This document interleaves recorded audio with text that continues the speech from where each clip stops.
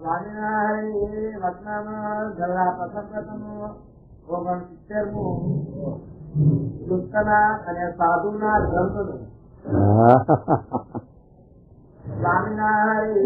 સ્વામિનારાયણ હરિ સંવત 1876 ચૈત્ર સુરી દ્વાદશી દિવસ સ્વામી સહજાનંદ મહારાજ શ્રી ગઢરામજી દાદા ખાજના દરબારનું શ્રી વાસુદેવ નારાયણ મંદિર આગળ આસન દારૂડાની વસઈએ ઢોલિયા ઉપર વિરાજમાન હતા અને સર્વદેશ વસ્ત્ર ધારણ કર્યા હતા અને પોતાના મુખારવિંદ આગળ મુનિ તથા દેશના હરિભક્તની સભાવડાને બેઠી હતી.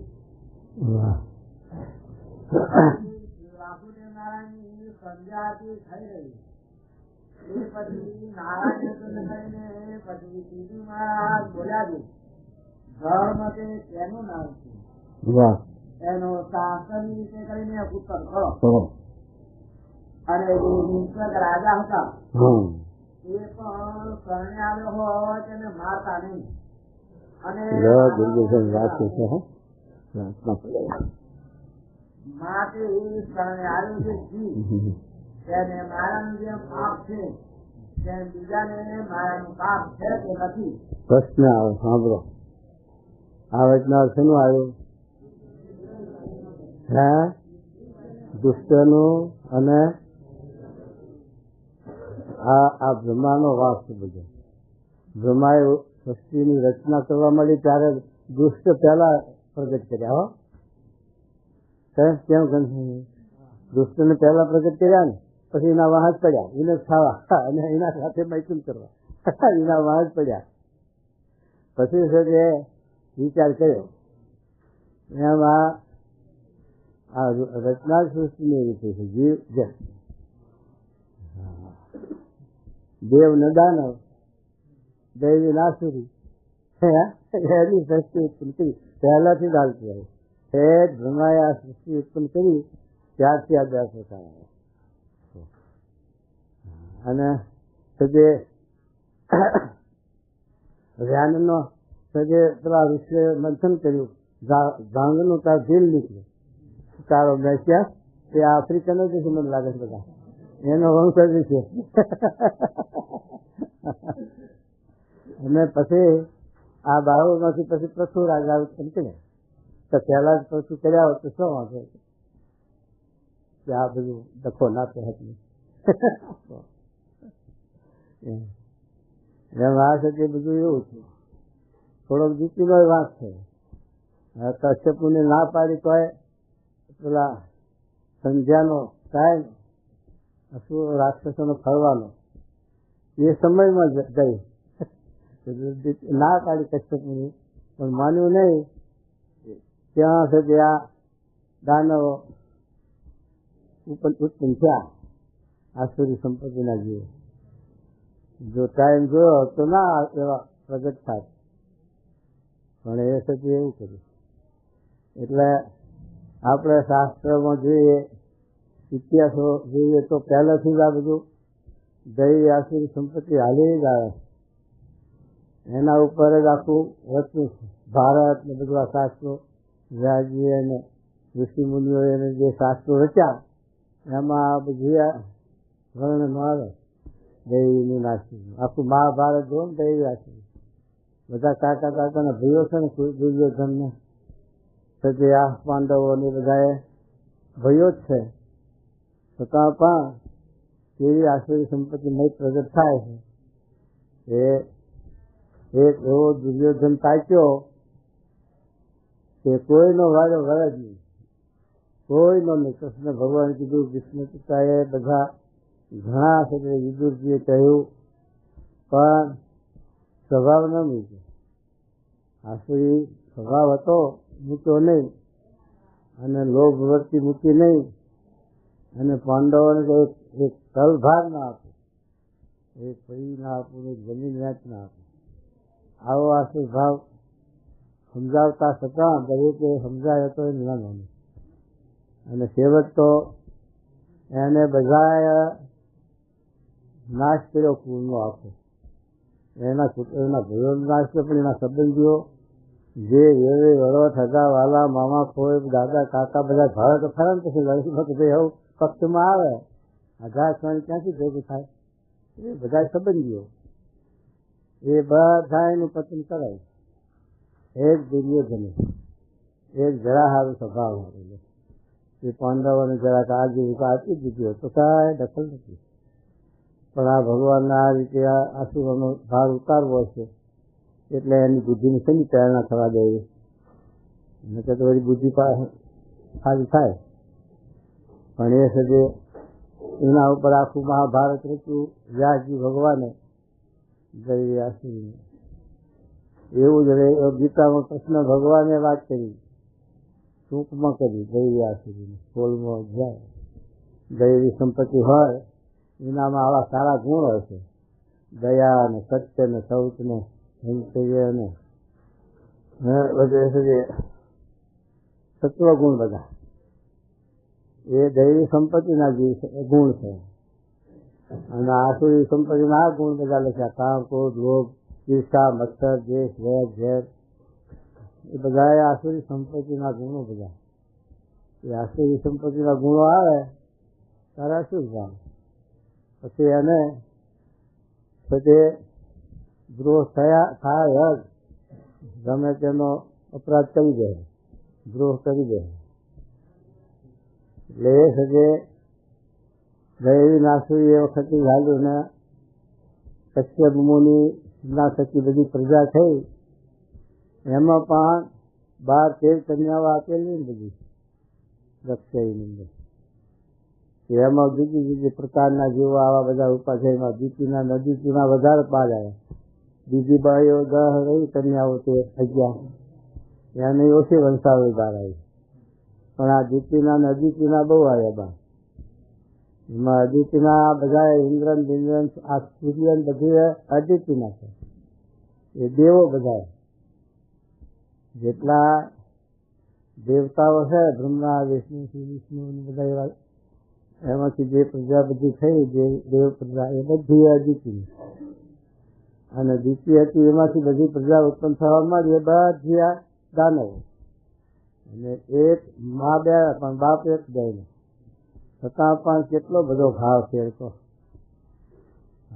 પેલામાં જોઈએ તો દૈવી ગુણો અને ભગવાનની સંબંધ, ભગવાનની ભક્તિ. અને આ જોઈએ તો દ્રોહ જ આજે એમ થતી આ તો મહારાજ આપણને આ ભીમને ધર્મરાજાની વાત કરે પણ ભીમ કઈ એવો આસુરી ભાવ બધો મૂકો. પણ ભીમ જેવાની જરૂર હતી ને, નકર તો મારા ઘરે નહીં કાંઠા જાય નહીં. એટલે ભીમ જેવાય નહીં જરૂર હતી. પેલા કયા તકની કેવું કર્યું ધોળકામાં તો દ્રૌપદી મારો વખાપા કરવાનો. ભીમ છે એને જાણ્યું એટલે હોનો ખાન ત્યાં કાઢી નાખ્યો. એવા ભીમસેન જેવી જરૂર નહીં. જરૂર એ તો વચનમાં બંધાયેલા હતા. અને ધર્મરાજાને કોતરવા નહીં એટલે સભામાં દ્રૌપદીનો ચીર ખેંચ્યા. એ વખતે હમીને બેસી રહેવું પડ્યું. નકર તો કંઈ ગાજા રહેવા હતા નહીં, સુરવી હતા. નકર તો હમીનો. પણ આ તો વચનમાં બંધાયેલા અને આવેલા વાંકમાં જુગારના હારી બેઠેલા એટલે પછી બોલાય નહીં કે બેસી જાય. ભીષ્મ જેવા તો પક્ષે કરીને બેસી જાય. દુર્યોધનનો પક્ષે દુર્યોધનનું અનાજ ખાવું. જેમ વિદુરજી હતા એ ભગવાનના ભક્ત હતા, દૈવી જે હતા. એ પણ દુર્યોધનનું અનાજ જ ખાતા હતા. દુર્યોધનના રાજમાં જ ભેગા જતા હતા કારણ કે ભય હતા ને. પણ એ દૈવી જે હતો ભીષ્મ પિતાને ગોળી એની બુદ્ધિ બગડી નહીં. ભીષ્મ પિતા એવા હતા તોય બુદ્ધિ ફેર થતી.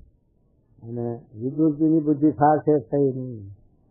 વિદુરજીએ ધૃતરાષ્ટ્રને સમજાવવા માંડ્યો ત્યારે ઉઠતો વિદુર ઉપર ક્રોધ છે.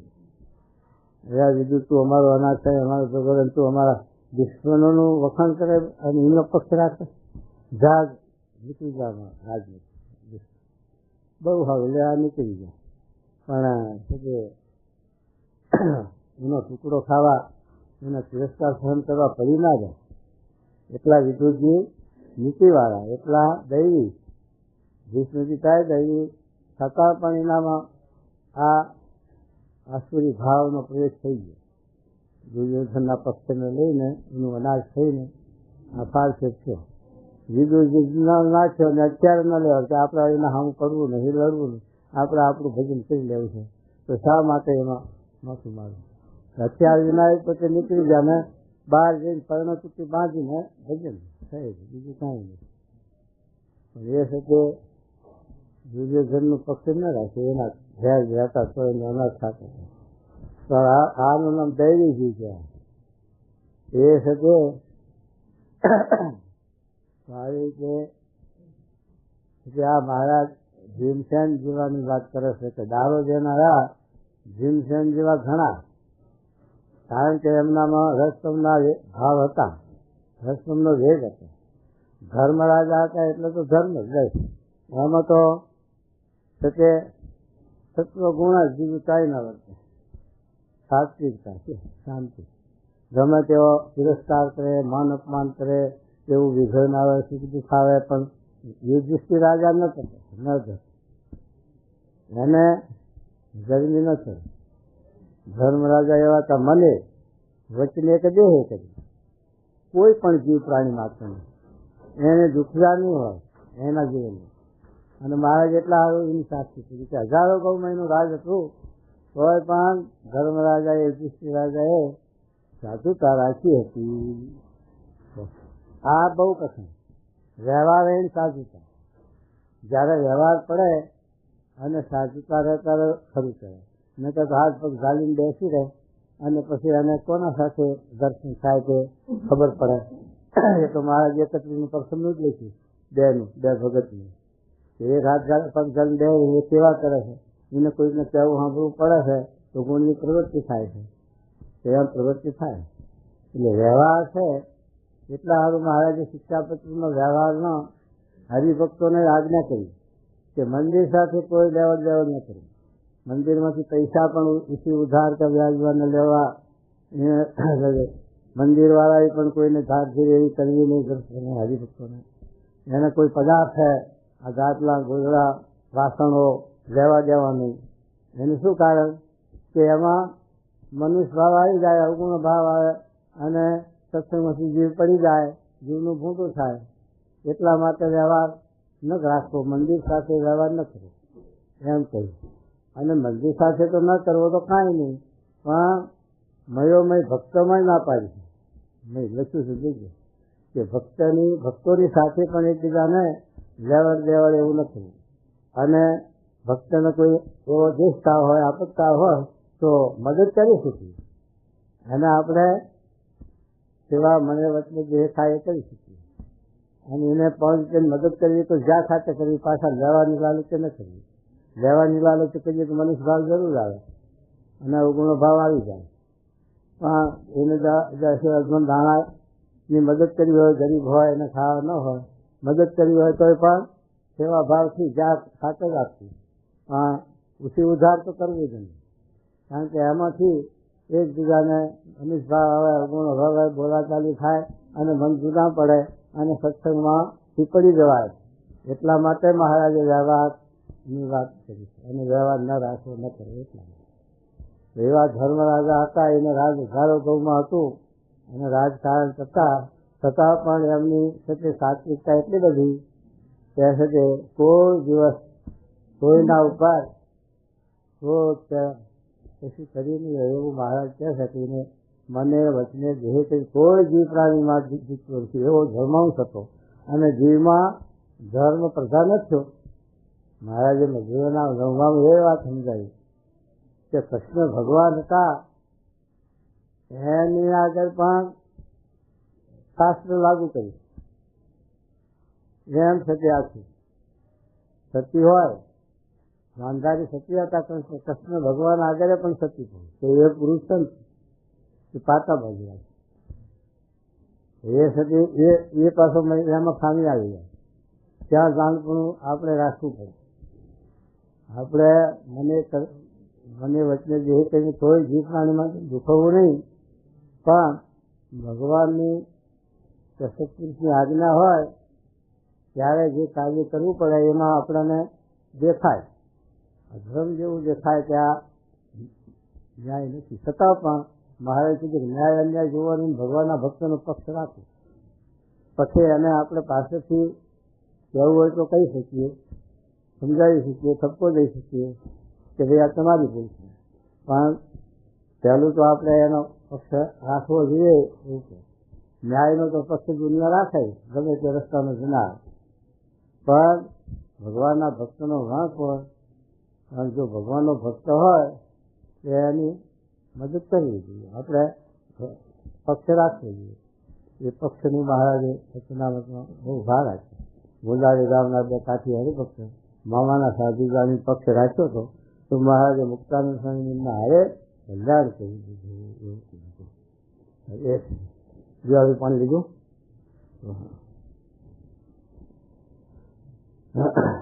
સેકન્ડરી પાણી લીધું.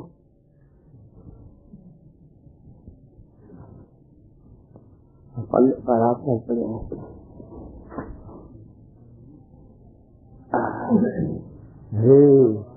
શું કે છે?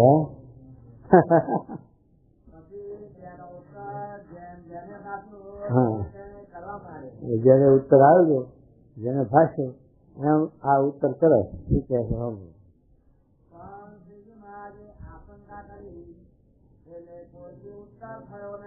જે ઉત્તર કરે એમાં મહારાજ શંકા કરે કે આમ નહીં, એટલે પછી ઉત્તર કોઈ પૂછ્યો નહીં. હવે મહારાજ સમજાય છે.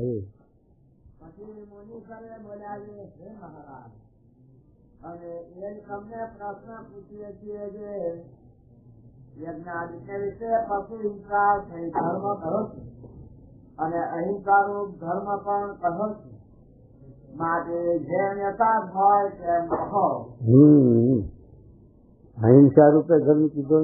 અહિંસા રૂપે કારણ કે વેદની અંદર બેયનું નિરૂપણ છે, એટલે વેદની અંદરથી નિરૂપણ કરનારાઓ જે છે તે આ શાસ્ત્ર મહાભારત નથી, વ્યાસજી આ કુરાન વાળે મોહમ્મદ પૈગંબરે કુરાન બનાવ્યું, એ બધાની અંદર પછી આનો ભાગ આવી ગયો, એટલે લોકો પછી ઝાલી પડ્યું.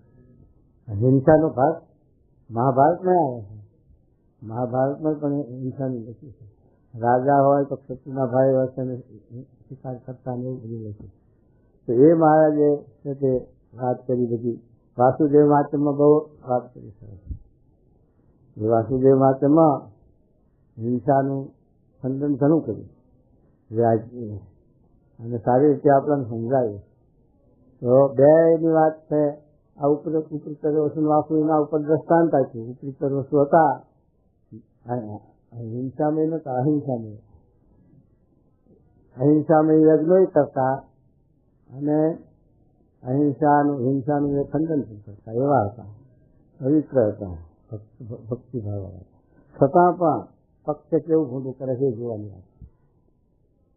એક કેવી રીતનો એક જાતનો પક્ષ બંધાઈ જાય. એક નંદાજીને આ પક્ષ બંધાઈ ગયો એટલામાં કેટલો બધો ફાળસો છે.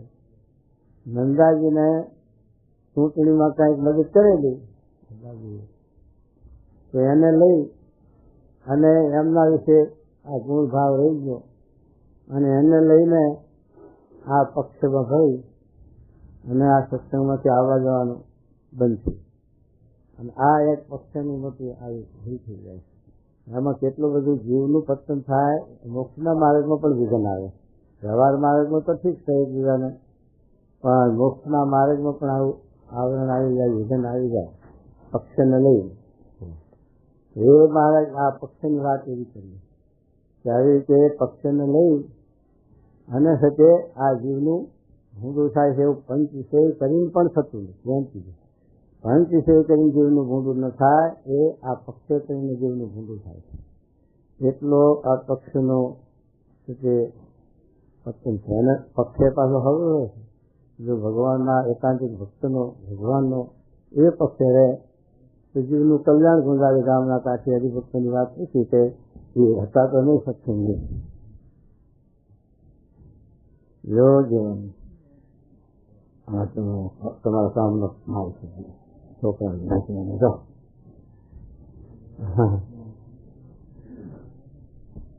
સજે તો આ વાત છે આવી રીતે હિંસા અને અહિંસા હિંસામય યજ્ઞ છે અને અહિંસામય છે પણ આ જે હિંસાનું ખંડન કરીને અહિંસામય યજ્ઞનું સ્થાપન કર્યું અને ઉપરીતર વસ્તુનું દ્રષ્ટાંત આપ્યું તો ઉપરીતર વસ્તુ દેવોનો પક્ષ છે. દેવના ભેગા રહે અને દેવો માન પાન આપે અને બધું એવું રહી ગયું જીવમાં તો દેવોના પાછું પૂછ્યું ખરું કે તમારા બેનો શું પક્ષમાં શું ન્યાય છે. દેવોને આ ઋષિઓને બેને પૂછ્યું ત્યારે જાણ્યું કે આ દેવોના હિંસામય છે એટલે દેવોનું રાખવા માટે હિંસામય હાથ અને અહિંસામય હાથ બેની રાખી ઋષિઓનું દેવોનું બેની રાખી. તો એટલામાં એની ગતિ હતી દેવલોકમાં આકાશમાં એ ભગવાને નાખ્યા પૃથ્વી ઉપર નીચે પાતાળ લગાવી. ત્યારે દેવોને પણ વિચાર આવ્યો કે આ હિંસામય એ ખોટું છે, જો એ ના હોય તો ઉપરી તરફની આદશા ન થાય એવો એને પસ્તાવો છે. અને પેલાને પસ્તાવો ઉપરી તરફને પાતાળમાં જો પણ એટલો પસ્તાવો કર્યો છે એ પસ્તાવો છે ને કર્મનો જે પસ્તાવો છે એ પ્રાયશ્ચિત છે એમ લખીને શાસ્ત્રોમાં. એટલે એને પસ્તાવો બહુ કર્યો છે એટલે ભગવાને જાણ્યું કે આને પ્રાયશ્ચિત થઈ ચૂક્યું. પછી એણે ગરુડને ભગવાને ગરુડજીને આજ્ઞા કરી કે આ ઉપરી પ્રાયશ્ચિત કર્યું માટે તું જાય અને પાતાળમાંથી પાછો લાવ અને એને આકાશની ગતિ છે ગતિમાં મૂકી દે. એમ છે એને પાછું મૂક્યું પ્રાયશ્ચિત કર્યું એટલે પશ્ચાતાપ કર્યો એટલે ખરા કર્મનો પશ્ચાતાપ થાય ત્યાં મેં ખોટું કર્યું મારી બહુ મોટી ભૂલ થઈ છે તો છતાં એ ભગવાન પછી એને માફ કરે.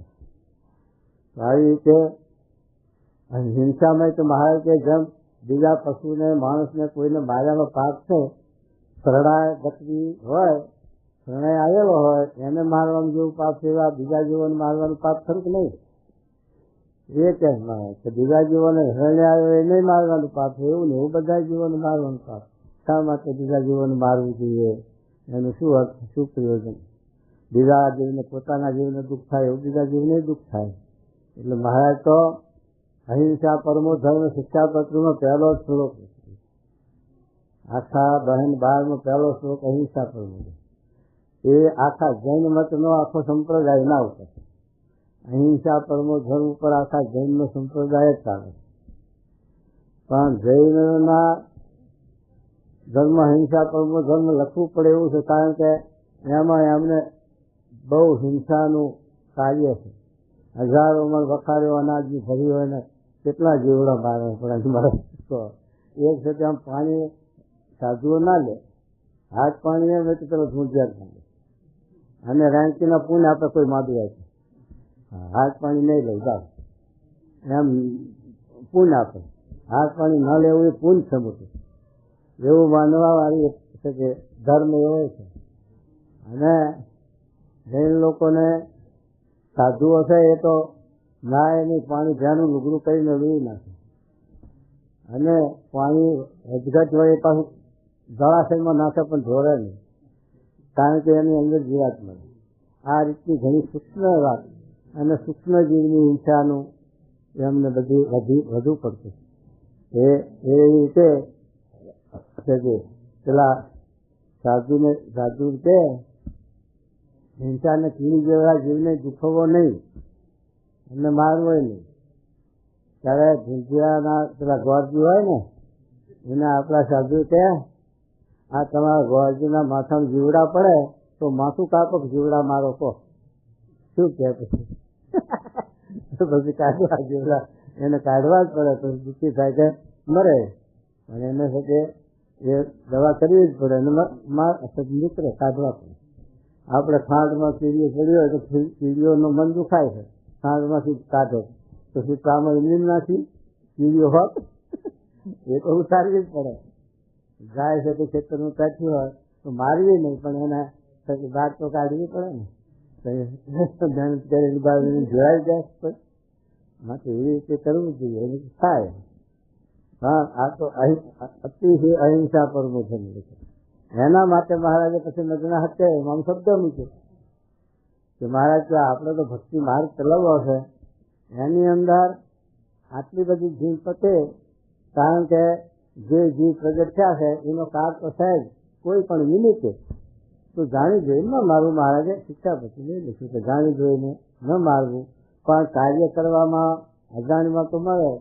આ ખેડૂત ખેતી કરે છે એમાં કહ્યું કે 100 ચાહે 1 ચાહ લોહીનો, 100 ચાહ કાઢે એમાં 1 ચાહ લોહીનો એટલો જીવાત મળે. કીડી મકોડી જીવ પૃથ્વીમાં હોય જમીનમાં એ બધાનો મૃત્યુ થાય, પણ એના વહે કણબી અહ કરો જેટલી વસ્તી આ પબ્લિક છે, રાજાથી માંડીને કે આપણા સુધી બાવા સુધી ભિખારી બધા ખેડૂત છે. નારાયણ હરે સચ્ચિદાનંદ પ્રભુ લાવો, સરકાર આવે તો લાવો, કર લાવો, હક લાવો, લાવો, એમ એનું રાજ ચલાવવા એના ફાયદો લે. અને દરેક સાથે હવે એના પાસેથી માગે. હવે એ સાથે જો આવી રીતે ખેરિયાત કરે છે તો એને એ બંધન નથી, દોષ નથી, પાપ નથી, કારણ કે એનું પાપનું નિવારણ થઈ જાય છે ખેરિયાતનું.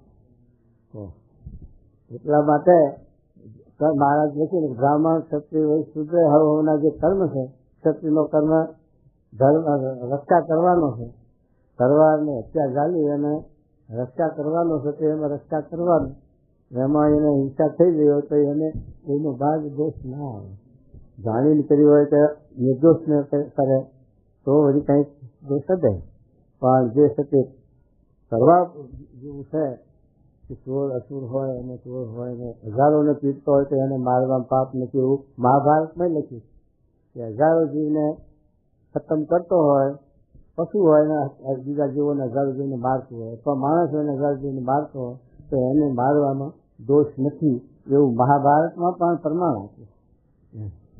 તો એ છે આ રીતે અહીં મારે જે શરણે આવેલો હોય એને મારવામાં જેમ પાપ ગણે એમ બધા જીવને મારવામાં પાપ જ નથી. આવો પ્રશ્ન પૂછે છે તો મારે કે એમાં પણ પાપ તો થાય જ, જે પ્રાણી માત્રને દુખવાથી થશે.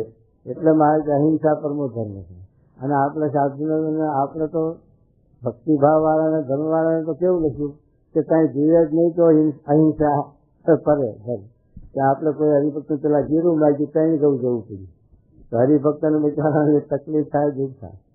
એનાથી ભક્ત સંત માગે અને વસ્તુ ન પહોંચી વળાયું હોય, ના અપાયું હોય તો એના મને દુઃખ થાય. જો ભગવતી હોય તો એને દુઃખ થાય, તો સચે આપણને એનું સચે રાહું જ લાગે. એટલા માટે ના પાડી મહારાજ કે ગમે તેની પાસે જેમ તેમ માગ ન કરવું, અને પોતાના મંડળમાં મોટેરા હોય એને કહેવું એ વળી શકે કોઠારીને કહે અને લાવી દે. એમ સચે મહારાજે વિવેક વ્યવહાર બંધાયો. એ છે કે એમાંથી હિંસા ન થાય અને અહિંસા ફરે. તો શું કહે મહારાજ જુઓ. પછી શ્રીજી બોલાવીને હિંસા યોગ્ય ધર્મ છે. હા, એ તો ધર્મ, અર્થ, કામ અને પર છે. તે પણ હિંસાના સંકોચ નિર્દેશો છે. બસ જો શકે વેદની અંદર જે હિંસા કરી અને એ વાસુદેવ માતૃમાં પણ મહારાજે સમજાવ્યું છે, ભગવાને સમજાવ્યું છે વ્યાસજીએ કે માણસો એના ઉપર જ અખંડ 24 કલાક રચ્યા પચ્યા રહે, એને શકે એ વસ્તુ મુકાવવી એ એકદમ મૂકી શકતો નથી.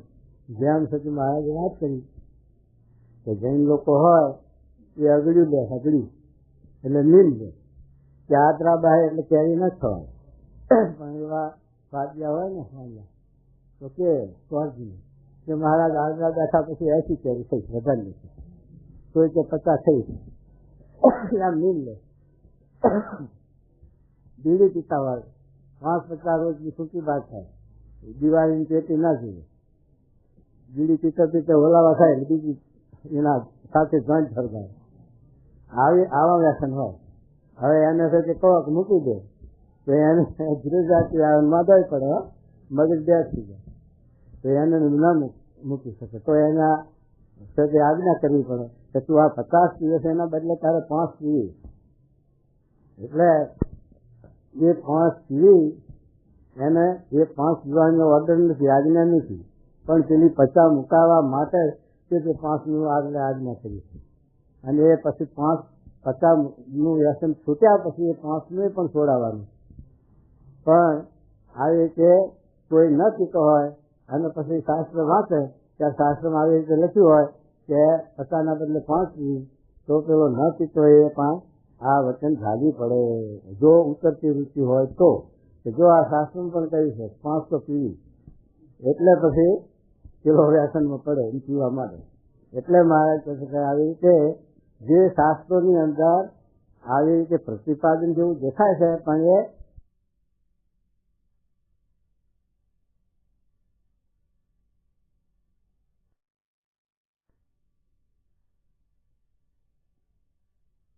માટે આજ્ઞા નથી.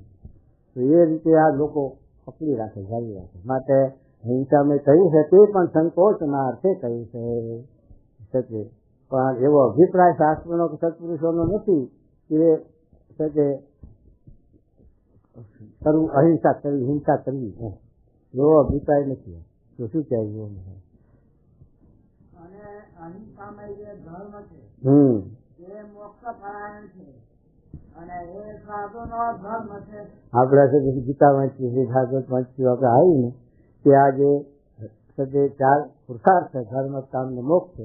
એમાં 3 પુરુષાર્થ છે, ધર્મ ને કામ, એ રાજ પ્રાપ્ત છે ને, એટલે એની અંદર આ યજ્ઞોનું પ્રતિપાદન કર્યું છે કે યજ્ઞો કરવા, અને એ યજ્ઞો કરવાથી દેવ પ્રસન્ન થાય છે અને આપણા સંકલ્પો સિદ્ધ કરે છે.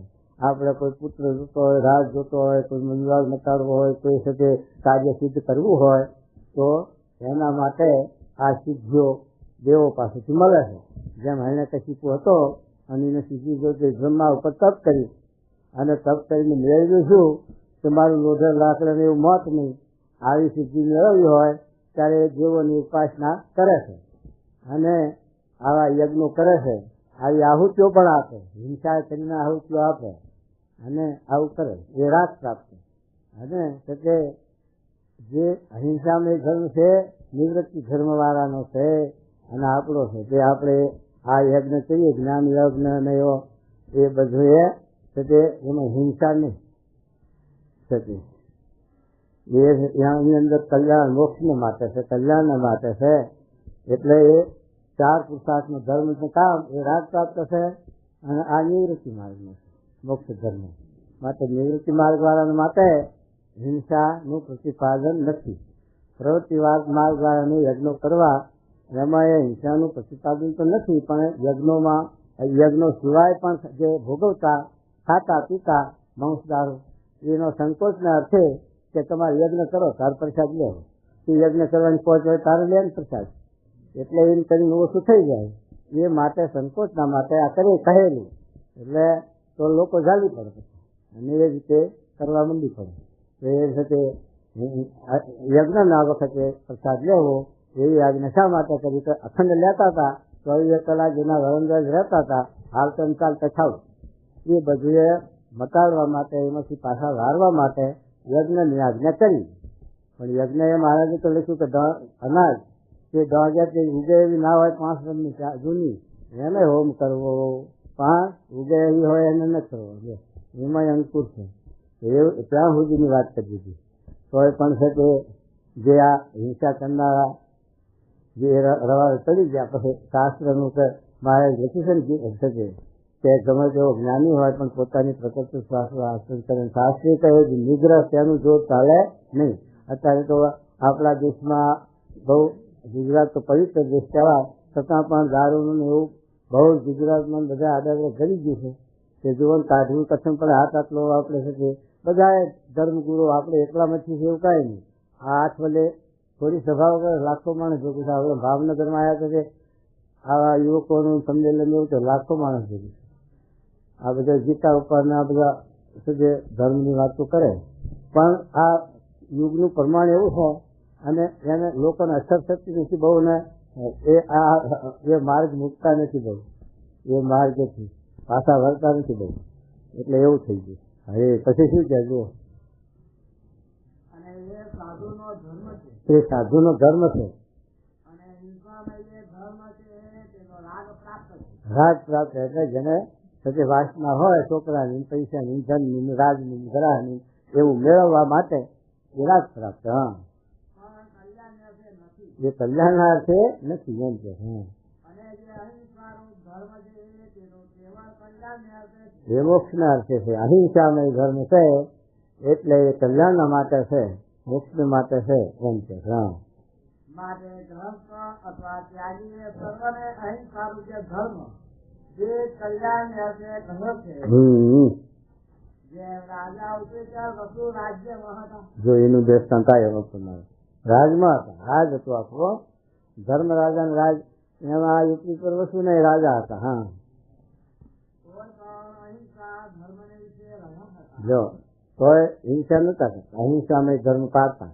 રાજા હતા તોય રાજાને તો શિક્ષા કરવી પડે, કોઈને ફાંસી ચડાવવો પડે, અને જેલમાં પૂરવો પડે, અને બધું કરવું પડે ન્યાય.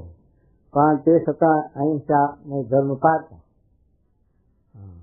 તે માટે સાધુને તો મન કર્મ વચને કરીને કોઈનું ભૂંડું વાંચવું નહીં. જો આપણે તો વ્યવહારની પ્રવૃત્તિ આપણા માથે ઓછી, આપણે સ્વામીના માથે જોઈએ, પણ સ્વામીના માથે તો વ્યવહારની પ્રવૃત્તિ કેટલી કહેવાય. તો મંદિરોનું આ કેટલું હાચવું, વ્યવહારનું હાચવું મંદિરોના, અને હરિભક્તોનું હાચવું, પણ કેટલી અહિંસા પરમો ધર્મ પાડે, કેટલું મન કેટલું કાબુમાં નથી. આપણને રોજ આવી જાય, દાંત ચાળા ઘૂંટું થઈ ગયું, તેમ આપણને આશીર્વાદ દઈ દઈએ ને. હો, પણ કોઈ દાડો આપણે જોઈએ તપવાનું કે ધસવાનું, કોઈને છે તે કોઈનું ગુરુની શું મારે કીધું ને, કોઈ મારે, તાડન કરે, ભૂલ નાખે, અપમાન કરે તો સહન કરવું, પણ એનું ભૂંડું થાય એવો તો સંકલ્પ જ ન કરવો. એવું રૂડું ગુણાતી સ્વામીને પેલા ખાચરે દરબારે મારીને કાઢ્યા ગામમાંથી, અને કેટલું અપમાન કર્યું, અને ખાવા પણ ન દીધું ગામમાંથી મારવા, અને આવી રીતે તિરસ્કાર કરીને કાઢ્યા. પણ બહાર જઈને બેઠા હતા ત્યાં સુધી પેલી ભાઈઓ વાતો કરે કે આવા પવિત્ર સાધુને અહીંયા શું એનું બગાડ તારા ગામમાંથી કાઢ્યા, પછી આને વંશ ક્યાંથી થાય, અને વંશ ક્યાંથી હોય, દીકરા નહીં. તો સ્વામીએ જાણ્યું, વાત એ સાંભળી, એટલે સ્વામી વિચાર કર્યો કે આને દીકરા નથી, એ વંશ નથી, માટે આપણે સંતો બધા ધૂન કરો તો ભગવાન એના ત્યાં દીકરા આપે, અને દીકરા એવા પવિત્ર આપે કે એના ઘેર આપણી જોઈઓ ભરાય. આવો સ્વામી પછી ધૂન કરાવીને સંકલ્પ કર્યો. સંતોએ બધાએ જ્ઞાતિ સ્વામીએ સંકલ્પ કર્યો કે તો એના ઘેર પછી જીવડો ખુમાન કરીને દીકરા ચાલે, અને એ દીકરા 2-5 વર્ષના હશે, માર્ગમાં રમતા હશે, સંતો નીકળ્યા કે પેલા પૂર્વના સંસ્કાર, અને સ્વામીએ કોઈ ભગવતીને એના ઘરે મોકલેલો, એટલે તરત શેડો જાગ્યો સાધુને, અને હાલો મારા ઘરે. તે સ્વામી તો જાણી ગયા, પણ બીજા સંતોને સંકલ્પ થઈ, શંકા થઈ કે આ છોકરું, આ 5 સાલ સુધી છોકરું આ ગામમાં સત્સંગને કાંઈ નહીં, લેવા દેવાની, આ કેમ આપણે આને ક્યાંથી આટલું હેત સાધુ છે, નકર બાવા ભાવ દીવા છોકરા અને ભાગે. તમે સતી સાધુ સત્તાના છોકરા પજવતા હોય તો હેઠા નમી ધૂળની કપટી લઈ અને આમ કરો તો તમારા જો છોકરા ભાગશે, કારણ કે આ મંત્રી નાખે એને આ મંત્રી નાખે જાય, ભૂરતી નાખે, એટલે ભાગે તમારી કરો તો. એમાં આ છોકરા છે સાધુ સેવો ગાલે, હાલો મારા ઘરે. સ્વામી તો જાણી ગયા, પણ બીજા સાધુના બહુ વિચારવા પડે કે સ્વામી આ શું. સ્વામી કે તમને ન જાણો તો ભગવાનના ઘરના આપેલા છે આ દીકરા, હાલો. કે જ્યાં છે તે ઉગા કુમારના ઘેર, અને જઈને જોડીએ ભરાવી, અને સાધુ આવ્યા એટલે દીકરો વાંઝ્યાબાનનો, અને બહુ જણને જયપુરમાં દીકરા આવેલા, એટલે એના વિશે કાતમુદી કેટલી હતી, એનું મન સાચવું પડે, એને રાજી રાખવો પડે, રાજી કરવો પડે. એના હિસાબે સંતોને ત્યાં ઉતરવા દીધાને ત્યાં રસોઈ કરાવી, રસોઈ આપી, જમાડ્યા, બધું કર્યું. પણ સ્વામી હતા એ કેવા ખુમાણ કહેવાય, એવા ખુમાણ, એના પથારી એના અવસ્થા થયેલી એ વખતે, તો પછી એ અવસ્થા થયેલી કે પથારી પડેલા, ત્યાં સ્વામી જઈને બેઠા. પછી કે ઉગા ખુમાણ આ સાધુને ઓળખો છો કે ના? ના મહારાજ નથી ઓળખતો.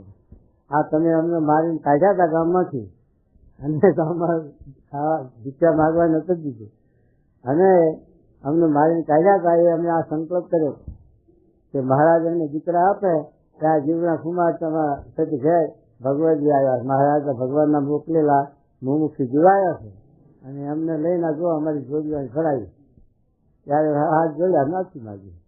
અને કહેવાનું શું આવું કે આવી રીતે સાધુને સતી મહારાજ કહે છે કે આવી રીતે ગુણની પ્રવૃત્તિ ન થાય એમ કે અહિંસા પરમો ધર્મ. અને વ્યવહાર હોય એની માટે તો બહુ મોટી વાત કહેવાય. સ્વામી જેવા અને પ્રમુખ સ્વામી જેવાનો વ્યવહાર આટલો બધો, અને એમાં કેટલા છે તે લોકોનો સારી મહિમા ગાનારા આપણે જેવા ઘણા હોય, પણ સજી એવા પાછા દ્રોહ કરનારા ઘણા જીવો હોય ને આ સુધી તે ના બોલવાનું ના કહેવાનું કે પણ સ્વામીનું હૃદય જરાય લોટ તપે નહીં. આ સાધુતા અને આ છે તે કરવું બહુ હક હોય. એ ઉપરીચર વસ્તુનું દ્રષ્ટાંત આપ્યું. યુધિષ્ઠિર રાજાનું, ધર્મ રાજાનું પણ એવું દ્રષ્ટાંત આવશે. એવું જે દ્રષ્ટાંત આ છે તે યોગી મહારાજ છે, પ્રમુખ સ્વામી એવા જે પુરુષો છે એ પણ સાધુ છે. એટલે સાધુતાનો માર્ગ, ભગવાનના ભક્તનો માર્ગ આ છે. તુકારામના માટે કેટલું પબ્લિકે કર્યું, અને એના માટે આટલું બધું થયું, છતાં પણ એને આની અને કોઈ જાતનો કે એને દુઃખ નથી. અને એવું ને એવું મૂળદાસનું આખ્યાન ચલાવવાનું આવ્યું આ અમરેલીમાં. એ મૂળદાસના માથે આટલા બધા ગામ લોકોએ પેલું કલંક વાળી લીધું ને બાઈનું, એને લઈ અને લોકોએ તિરસ્કાર કર્યો. ને તો ભગત સાચા હતા. તે છતાં પણ એમને કોઈ પ્રકારનું લોહી પચ્યું નહીં, હૃદય શાંતિ પકડી રહી. એમ આ મહારાજ સાધુનો આ માર્ગ બતાવે. એવી રીતે સાધુતાના માર્ગમાં છે તે કોઈ દિવસ ગુણનો પ્રવૃત્તિ એવી થાય નહીં. તો એ કહે છે શું કહે જો હવે સાંભળો મહારાજ, અહંકાર પણ ન રાખવો. હું કર્યું, મેં કર્યું, અને ભાવ કરે ऐसा हो जाएगी. પેલા એ મહાત્યાયનું વચનાવતમાં કીધું ને કે તે શ્રાપ દઈ ગયો, બસ તારું આ ભૂંડું થઈ ગયું. એવું મહારાજ કે સાધુ ન દે, અસાધુ હોય તો દે, એવો શ્રાપ દઈ ગયો. હા, એ મહારાજ કહે છે કે જે સાધુ હોય એને છે તે ગમે તેવું સુખ દુઃખ માન અપમાન આવે તોય પણ એ સતી નહીં જાય. અને અસાધુ હોય એ તરત શ્રાપ દે, સતીનો શ્રાપ લાગે ને સતી દે નહીં. એવા શ્રાપ દેનારા ગણાય છે, પણ એ શ્રાપ એનો હૃદય નહીં ભગવાન પ્રતાપથી. શું કહે જુઓ જુઓ થયું. ક્રોધે યુક્ત જે પ્રકૃતિ તો દુષ્ટનો ધર્મ લખ્યો. એ તો રાવણને એવું જોઈએ, માન ને ક્રોધ નહીં, શિશુપાલ ને ધન પકડીને રહેવાનું. પણ આ છે તે ભગવાનના ભક્ત નહીં. રામચંદ્રજી ભગવાને પણ 11,000 વર્ષ રાજ કર્યું, પણ રામ રાજ કહેવાય ગયું. તો કોઈ આખા રાજમાં કોઈ પબ્લિક એમ ન કહે કે આ રામના રાજમાં મને તકલીફ પડી. તો આવું રાજ કરવું એ કોણ કરી શકે? એવું આ ધર્મ રાજાએ પણ રાજ કર્યું છે. યુધિષ્ઠિર રાજાએ એવું એનું રાજ હતું, ધર્મ રાજ કહેવાય. એમાં કોઈ પબ્લિકની તકલીફ નહીં. ત્યારે એ સદે એટલું રાજ હોવા છતાં આટલી સદે ધીરજ અને આટલી સહનશીલતા અને ગુણની પ્રવૃત્તિ ન થાય એ મોટા મોટો ગુણ કહેવાય. હા, તો શું કહે જુઓ. અને શાંત સ્વભાવે હજારો માણસને નિયમમાં વર્તાવવા હોય ત્યારે પછી કોઈને જખ્યા વગર કે ક્રોધ કર્યા વગર કે કોઈને કેમ ચાલે અને કેમ સીધા હાલે, તો એ વાત મહારાજ કરે છે. અને એ ચોત્રીના વચનાવતમાં પાછું મૂક્યું છે. છેલ્લાના ચોત્રીમાં અમે વાંચ્યું છે. મોટા પુરુષ છે, કારણ કે એમનામાં ગુણની પ્રવૃત્તિ નથી, કારણ કે એ તો ગ્રહણ કરે છે. બીજા જીવને ભજનનું 27 અને છેલ્લાનું 34 એ 2 વચનાવતની અંદર આ મૂક્યું છે. મહારાજ મુક્તાનંદ સ્વામી પૂછે તમને શા નિમિત્તે ક્રોધ આવે? અને અમને તો કોઈ ગરીબને પીડતો હોય, અન્યાયનો પક્ષ લેતો હોય અને ધર્મલોપ કરતો હોય તો ના સારું જરાક શક્તિ આવે પણ રહેતી નથી. એમ 27 મેં કીધું. અને 34 મેં કીધું કે એવા જે પુરુષ હોય એનામાં આપણને આવી ગુણની પ્રવૃત્તિ દેખાય તો એને એ છે નહીં જીવના ઘરમાં, છતાં પણ આ માણસને શિક્ષા કરવાને માટે એમને ગ્રહણ કર્યો છે એટલું જ. પછી એ પાછો સંચેલી લે. નિર્ગુણ સ્વામીને એવી પ્રવૃત્તિ હતી, નિર્ગુણ સ્વામી ક્રોધ કરે તો ધસી જાય આપણા પર અને સુધી બોલી જાય, પણ સતી એવી પ્રકૃતિ કે એક સેકન્ડમાં પાછા હાથ જોઈને પાછા માફી માગે ને રાજી કરે પાછા. પણ વાંચી નહીં કરીએ નહીં કરો તો નહીં એવું નહીં. નિર્ગુણ સ્વામીમાં જરાક ક્રોધની પત્ની ખરી પણ સતી આવી હતી બિલકુલ વાંચી કે રીસ કે રોદો કે નહીં. કોઈના ઉપર ધક્યા હોય તો તરત પાછા માફી માગે હાથ જોડે કેવું પડે તો ખરું છે. અને તો સમય હોય ત્યારે રાતે જીવો અડધી રાતે લઈને ફરે તે 2-3 ગોદડા પાછી કોઈ ઓસંગ મેળ્યા હોય કોઈને છે પાછળ હોય 2 નીલ પર કરીને થકાવ કરીને બેઠા હોય અને કોક મારા ગોદડા વગર રહેતો હોય તો ફાનસ લઈને નીકળે જુએ તરત ખેંચી લઈ લે કાંઈક વધારે આ એમની ગોદડા વગર છે તું છે ત્રણ પાછી જતો એટલે એને દુખે લાગે કોકને બધું થાય.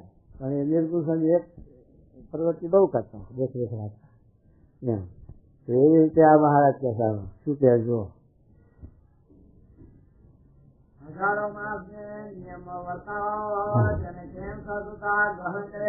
હા એને હજારો માણસને નિયમમાં રાખવાની સાચુતા ગ્રહણ કરે કેમ ચાલે? કારણ કે નિયમ ધર્મ વર્તાવા એમ જે ગુણાતી સ્વામી બોલ્યા છે કે બીજી વાતે તો નહીં પણ ધર્મનો ભંગ કરતો હોય કે લોકતો હોય તો એને હું શકું કહું બાકી બીજામાં ન કહું પણ ધર્મના માટે તો જેમ તેમ ચાલવા ન ગોપો એમ ગુણાતી સ્વામી પણ બોલ્યા. અને એમ છતાં કહેવું પડે સાંભળવું પડે તો ચોત્રીસનું વચનાવતનું આપણે કલમ લેવી પડે અને આ યુનિવર્સિટીના વચનાવતની કલમ લેવી પડે. બે આપણે રાખવી પડે.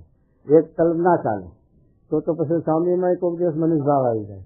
પ્રમુખ સ્વામી તો શાસ્ત્રી મહારાજ જોગી બાપા તો વધારે પણ શાસ્ત્રી મહારાજમાં તો જરૂર મનુષ્ય આવે. એમનામાં તો રાજનીતિ હતી કે ઘર અથવા કે કામ દામ ભેદ ને દંડ ત્યારે કલમો હતી એમને. હા એ ત્યારે કલમનો ઉપયોગ કરે કામ દામ ભેદ ને દંડ એ જે રાજનીતિ એટલે એ રાજનીતિમાં સ્વામીના વિશે કોઈને મનુષ્ય ભાવ આવી જાય અને એમ થાય કે સ્વામી કેમ ક્રોધ કર્યો છે પણ આવું કાર્ય કરવું એમાં સીધા સાંભળ્યા વગર ન ચાલે. એટલે એ આપણે જાણી રાખવું પડે. આ કલમે જાણી રાખવી બે શું કહે છે જુઓ. હા હા જો હા પણ અતિશય અહિંસા પરમો ધર્મ નહીં સારું.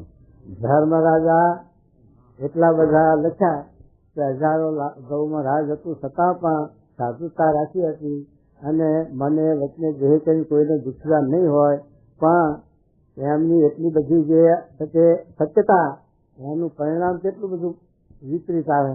આ સાથે કૌરવોએ પાંડવોને જે આટલા હેરાન કર્યા એ છે તે હવે ઝૂકતું જે રમવું એ ઓછા બંધાયેલા હતા વચનમાં કે એમાં સત્યતા જવાની હતી કે મારી તે સત્ય જતી રહેશે મારું સત્ય જતું રહેશે. તો એ જુગારમાં ના પાડી હોત તો શું વાંધો હતો કે જુગાર નથી રમવો અમારે પણ જુગાર રમવો પડે. આપણે સત્યવાદી કહેવાય કે સત્યવાદી કહેવાય તો જુગાર રમવામાં સત્યવાદી પણ છે પણ એ સાથે એ સાથે જો જોવા જઈએ તો ભૂલે ખરી નથી તો એમાં જુગાર રમ્યા અને શેઠ પાછું તે હાલ શિક્ષા પછી મહારાજ લખવું પડે કે સિંધી હોળ ન કરવી કે દ્રૌપદીને હોળ કરવી પડી અને દ્રૌપદીના આપત્કાર આવી ઉભો રહ્યો અને દુશાસને સભાવતી સાથે ધારણ કર્યું.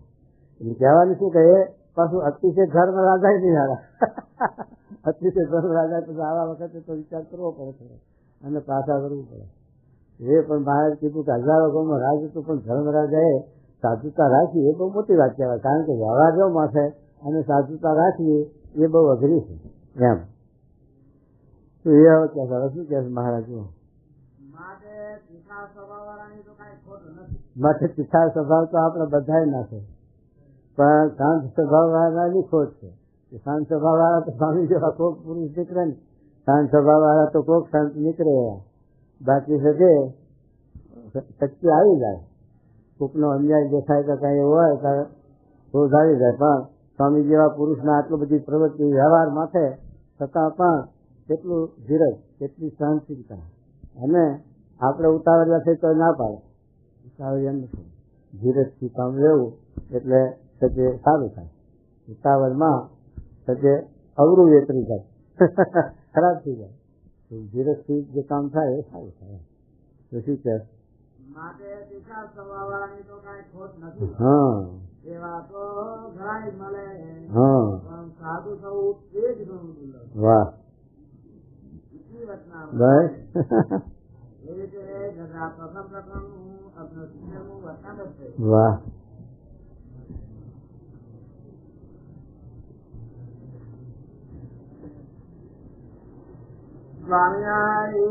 સ્વામી વાત એટલું જ્ઞાન કહેવું અને સાંભળવું તે કાંઈ કઠણ નથી. વાહ.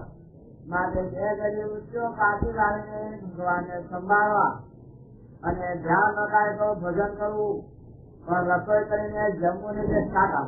શા કામનું? અને એટલું જ્ઞાન કરવાથી વિષય ઓછા નહીં થાય. જ્ઞાન એટલું કરવાનું તો કેવું છે કે તબિયત તળે શીરો સવારથી હાથ સુધી છે, આખી રાત શીરા શેકો છે. જયારે વરા હોય છે ત્યારે આપણા અહીંયા પ્રતિષ્ઠા વખત કેટલો શીરો છે, 100 બહેમાં લોટનો શીરો કેટલા ઘાણ ખાય, બહેન ખાય, કેટલા તાવડા માંડ્યા હોય, કેટલા પ્રમાણમાં જ ખાય. પણ એ તવેદોને તાવડો ને તવે તો પૂરો હોય. એમ જે છે તે આ કથાકારોની વાત એવી થાય.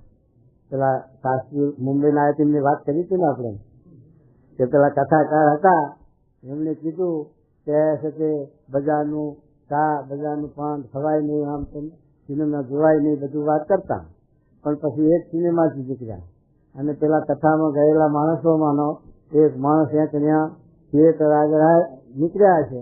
તો પેલા પંડિતજીને જોયા તો પંડિતજી શું કરતા હતા? પાને ખાતા હતા, ચા પીતા હતા, થિયેટરમાં જ નીકળ્યા. ત્યારે પેલા એ કહ્યું, તમે કાંઈ કથા કરતા હતા એમાં કહેતા હતા કે પાન ન ખવાય, બજારનું ચા ન પીવાય, થિયેટર જોવા ન જવાય સિનેમા. અને તમે શું કર્યું?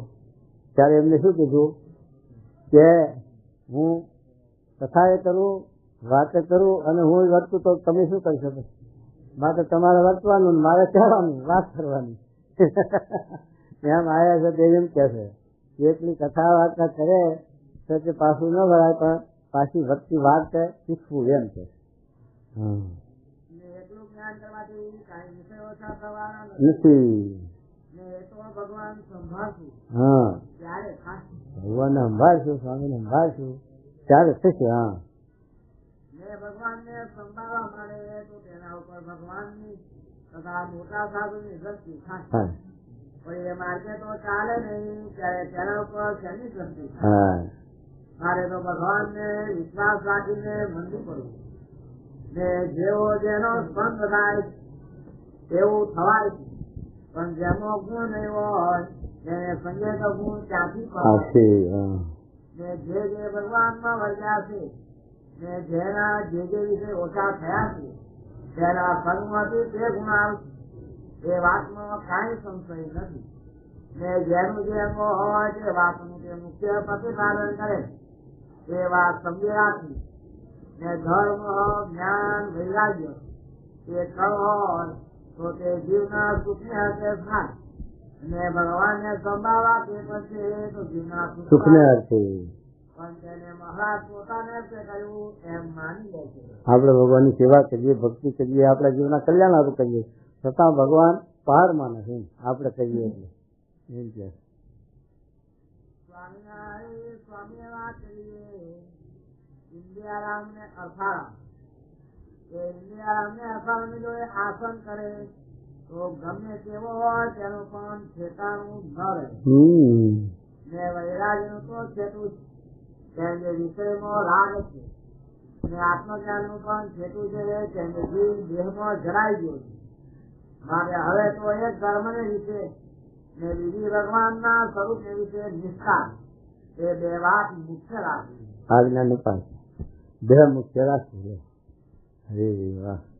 સ્વામિનારાયણ વાત કહીએ હવે તો ગૃહસ્થ ધર્મ બંધાશે અને ત્યાગી ક્રિયામાં બંધાશે અને તાની હોય એ જેમ સ્ત્રીઓને જોયા કરે છે તેમ ભગવાન તો જીવ સામે જોયા છે જે મને કોઈ સંભાળે છે. પણ જીવનો એવો અવળો સ્વભાવ છે બીજા પદાર્થ સામું જુએ પણ ભગવાન સામું સ્વામિનારાયણ સ્વામી વાત સંગ કરીએ ભેગા રહે પણ સંગ ન કરે. તેમાં ઉનાના શેઠિયાનું દ્રષ્ટાંત દીધું છે. 7 માણસ ભેગા રહેતા પણ તેમાં સંગ હતો પુરુષ સ્ત્રી ને છોકરો એ 3 સંગ નો હતો. ભગવાનની સ્મૃતિના જે ખાય છે તે ફળ ખાય છે ને સત્સંગી પણ સ્મૃતિ ન કરાવે તો કુસંગી બોલાવે તેમાં શું કહેવું. અને કામમાંથી કરવાની પ્રભુ બલવા એવી તો કોઈએ આશા રાખી નહીં. કેમ કે કોઈનું કામ પૂરું થયું નથી ને થશે પણ નહીં. અને આ જીવને વૃક્ષનો જે આવે તેમાં આવતા તો ઘણી લાગી પણ તેમાં પ્રભુ ભજાય નહીં. અને પશુ પક્ષીના દેહમાં પણ પ્રભુ ન ભજાય અને મનુષ્ય દેહમાં પણ ભજાય. તેમાં પણ મોટે ઠેકાણે ન ભજાય ને ખાવા ન મળે તો પણ ન ભજાય. બે વાત મોટા ઠેકાણે વ્યવહારમાં બંધ થઈ જાય ને ખાવા ન મળે એને તો એની ચિંતા એટલે તો ભગવાન ના સંભાળે.